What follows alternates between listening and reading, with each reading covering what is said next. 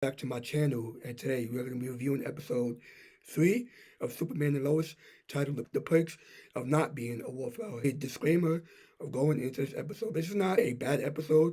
I will have to say this was more a kind of typical CW Riverdale-ish episode. No, the episode wasn't bad at all, but it just wasn't good as the other previous episodes. Now, let's get into this. Now, we basically have this opening of which, Clark and Lois is playing around with their kids. When Clark hears something, actually, and yes, you could say, well, I guess, where the bridge is collapsing and he has to fix it. Now, the VFX and the Superman stuff is actually still really good. People thinking, after the first episode, the quality of the show and the VFX and all that stuff is good to job. But no, the VFX and the fights was actually good in this episode. One in particular, which I'm going to talk about later on in this episode. Now, starting off with the boys' storyline, Jordan and Jonathan Kent. Of this episode, we basically have Jordan winning the football team and, trying to prove that, he can't bust around anymore. And his brother Jonathan is not really particularly happy in that. And Clark as well, because of his powers, he think that, Jordan is going to get somebody hurt. And, we have to deal with that taking the episode. Which their storyline wasn't bad. It was just a very typical, Riverdale high school kind of ish, kind of storyline, which wasn't bad.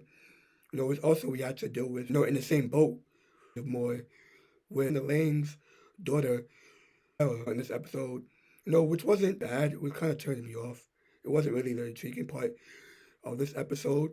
Now, anyway, let's get into Clark's storyline of this episode. Now, we basically have Clark spying on his boys more or less in school and kind of watching them. The boys are not really happy with that.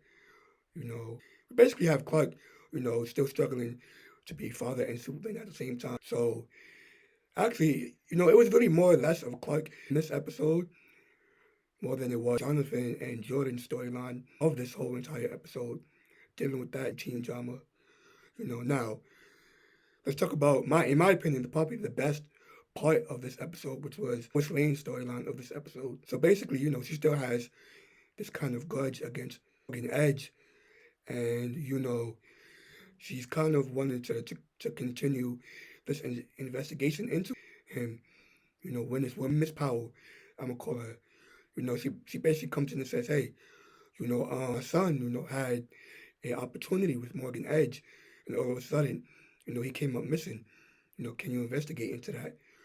You know, who basically worked at, the Smallville Gazette is basically saying, oh, we don't investigate stuff like that. We investigate more into smaller stories, but Lois Lane, finding what is going on with Morgan Edge, and basically, she has another lead on him, basically, dealing with this missing boy or whatnot, So, by the way, I love Lois Lane in this episode. She's actually one of my favorite characters, Elizabeth Tulloch is actually the best Lois Lane in my opinion.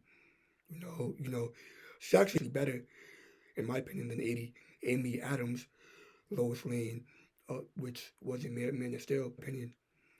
So we basically get Lois Lane's storyline, which leads into her going to this apartment, I guess, to check up on, Miss Powell, when she actually gets attacked by, this guy who happens to have powers such as Clark, super strength.